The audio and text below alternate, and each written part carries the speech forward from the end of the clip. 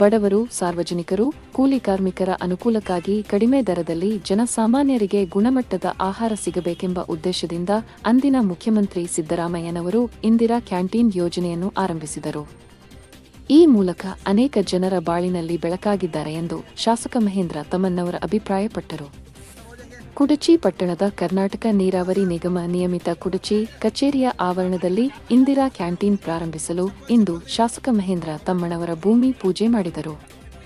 ಈ ಸಂದರ್ಭದಲ್ಲಿ ಕುಡಚಿ ಬ್ಲಾಕ್ ಕಾಂಗ್ರೆಸ್ ಅಧ್ಯಕ್ಷ ಪ್ರದೀಪ ಪಾಲ್ಗುಣಿ, ಪುರಸಭೆಯ ಮುಖ್ಯ ಅಧಿಕಾರಿ ಕಾಶಿನಾಥ ದನ್ನಿ, ಹಮೀನುದ್ದೀನ ರೋಹಿಲೆ, ಅಲ್ಲಾವುದ್ದೀನ್ ರೋಹಿಲೆ, ಸಾದಿಕ ಸಜನ್ ಬಾಷಾಲಾಲ್ ರೋಹಿಲೆ, ಮುಸ್ಪಿಕ್ ಚಿನ್ನಾಬಡೆ, ರವಪ್ಪ ಚಮನ ಮಲಿಕ್, ಐಜಾಜ ಹುಜು ಸಾದಿಕ ರೋಹಿಲೆ, ರವಪ್ಪ ಚಮನ ಮಲಿಕ್, ಸುರೇಶ ಹೊಸಮನಿ, ಸಿದ್ರಾಮ ಚೌಗಲ್ಲ ಇನ್ನೂ ಹಲವಾರು ಮುಖಂಡರು ಭಾಗವಹಿಸಿದ್ದರು.